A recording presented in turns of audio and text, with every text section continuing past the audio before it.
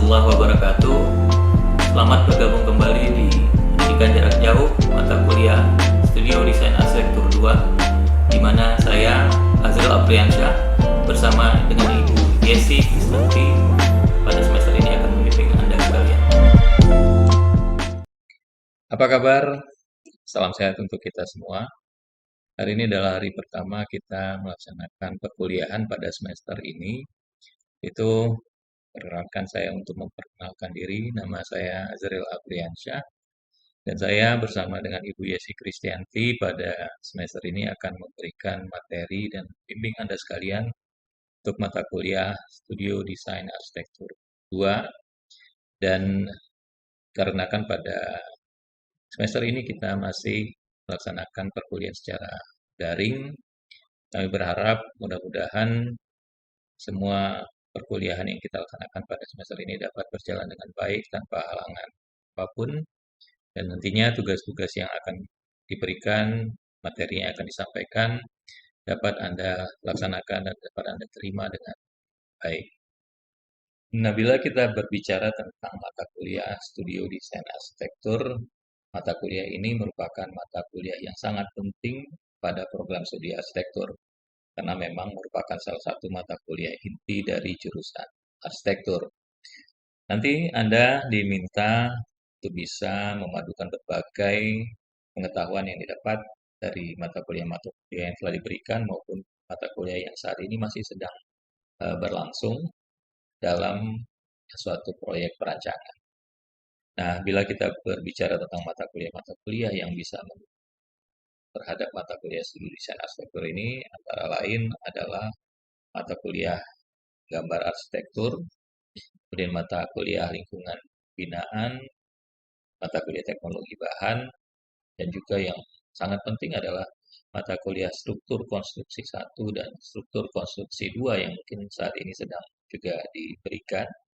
Kemudian mata kuliah utilitas 1 dan utilitas 2, mata kuliah perancangan ruang dalam, kemudian juga mata kuliah wawasan budaya dan arsitektur bahari, juga mata kuliah sejarah dan teori arsitektur, arsitektur digital, dan juga arsitektur ekspresi, dan kemudian juga berbagai mata kuliah yang lain yang bisa mendukung pada pelaksanaan proyek yang akan kita kerjakan pada semester ini di Studio Desain Arsitektur 2. Nah, terkait dengan proyek perancangan kita pada Studio Desain Arsitektur 2 semester ini, adapun deskripsi yang akan kita lakukan nanti adalah berkaitan dengan mengkaji fungsi dan kegiatan antar kompleks terbatas, kemudian menyusun program ruang, hubungan diagramatik kegiatan atau menyiapkan bubble diagram,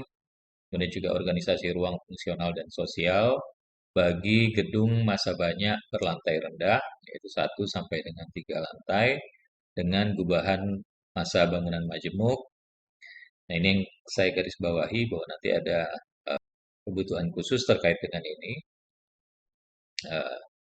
Juga dengan menggunakan beton atau baja, jadi bahannya utama struktur nanti berkaitan dengan bahan atau material beton atau baja.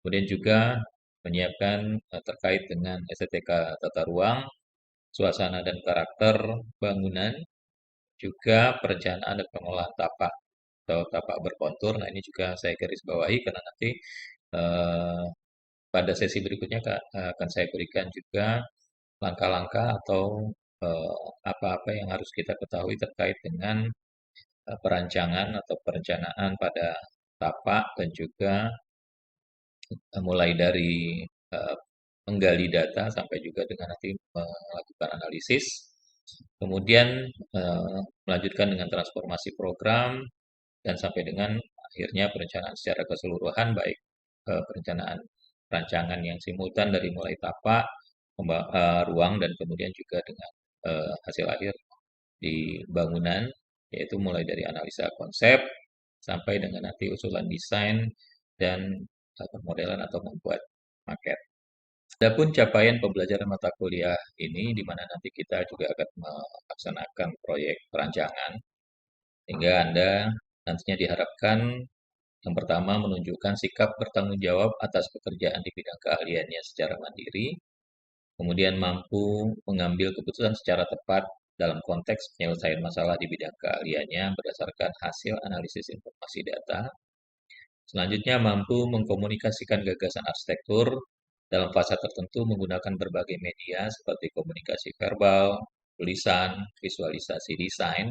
Ini berkaitan dengan gambar dan juga sketsa. Selanjutnya, membuat maket atau miniatur hingga menggunakan teknik-teknik fotografi yang dipilih secara efektif untuk berbagai sasaran audiens dan keadaan. Nah, selanjutnya juga mampu mengaplikasikan prinsip-prinsip dasar rancangan dan bentuk dua dimensi maupun tiga dimensi, dan juga komposisi arsitektural, dan mampu menerapkan prinsip-prinsip tersebut dalam bentuk dan ruang yang kreatif. Kemudian mampu merancang sebuah bangunan yang memenuhi berbagai kebutuhan untuk semua pengguna, termasuk penyandang disabilitas untuk keamanan aksesibilitas mereka. Kemudian juga mampu merancang sebuah bangunan berdasarkan prinsip-prinsip keamanan, proteksi bencana, dan agres. Juga mampu memahami dan mengintegrasikan sistem bangunan seperti struktur, kemudian fasad bangunan, mekanikal elektrikal dalam sebuah proyek perancangan. Dan juga selanjutnya mampu memahami konsep teoritis dalam merancang arsitektur secara komprehensif, berpikir kritis terhadap hubungan antar arsitektur, sains, teknologi, dan seni, juga mampu mengaplikasikan berbagai teknik komunikasi visual dalam perancangan bentuk dua dimensi, tiga dimensi, ruang dan organisasi ruang, mengintegrasikan kemampuan merancang dengan penilaian kritis, identifikasi permasalahan, dan mengusulkan pemecahan masalah atas isu-isu yang relevan dalam setiap tahap perancangan. Dan selanjutnya terkait dengan rancangan untuk pembangunan, tentunya mampu menganalisis dan mengaplikasikan prinsip-prinsip dasar sistem struktur bangunan, metode konstruksi komponen bangunan yang digunakan, sifat dan aplikasi material bangunan, dan juga pemanfaatan berbagai teknologi digital dalam nanti mempresentasikan uh, proyek perancangan tersebut ke dalam sebuah rancangan. Dan dengan uh, mengikuti perkuliahan di Studio Desain Arsitektur ini diharapkan Anda sekalian mampu mengerti dasar-dasar mendesain bangunan bermasa banyak bertingkat rendah di 1 sampai dengan 3 lantai, kemudian dapat mengukur luasan, menentukan tipe bangunan komersial, pembagian ruang, fungsi ruang, dan dimensi ruang, juga memahami proses perancangan berbasis analisa, menguasai konsep program ruang, membuat bubble diagram, menyusun organisasi ruang fungsional dan sosial, juga menguasai konsep penggunaan bahan material interior dan eksterior sebagai bagian konsep perancangan, juga memahami konsep integrated space untuk lingkungan yang aktif dan sehat, kemudian mampu bekerja sama dalam tim, mendiskusikan konsep perancangan, dan selanjutnya juga mampu menghasilkan desain dalam bentuk output yang interaktif dan informatif. Berbicara terkait dengan perancangan arsitektur, ini adalah mata kuliah yang kompleks karena kita tahu bahwa Vitruvius pernah menyampaikan bahwa arsitek itu harus fasih dalam banyak hal, misalnya untuk gambar dan mengetahui geometri, memahami sejarah dan filsafat, kemudian juga terkait dengan pencahayaan atau optika. Terkait seni harus bisa mengerti musik, teater, dituntut juga mengetahui tentang ilmu kesehatan dan hukum, serta banyak lagi hal-hal yang perlu diketahui dalam kita merancang sebuah karya arsitektur. Karena memang arsitektur adalah ilmu yang dilengkapi banyak variasi pembelajaran. Tidak hanya itu, juga merupakan perpaduan antara teori dan praktik sehingga kita tidak hanya bisa memahami, mengetahui sebuah teori, tapi juga bagaimana teori-teori itu bisa dipraktikkan dalam kita merancang. Nah, arsitek yang baik tentu saja harus bisa menguasai teori dan praktik secara bersamaan, sehingga tidak hanya mampu membuktikan kepatutan desain, tapi juga sanggup hingga membawa pada tingkat eksekusi. Nah, kalau kita berbicara tentang perancangan arsitektur, khususnya nanti pada studi desain arsitektur 2, tentu banyak sekali komponen yang mempengaruhi pada proyek perancangan kita. Nah, paling tidak untuk tahap semester ini ada 5 aspek yang harus kita perhatikan dalam perancangan arsitektur.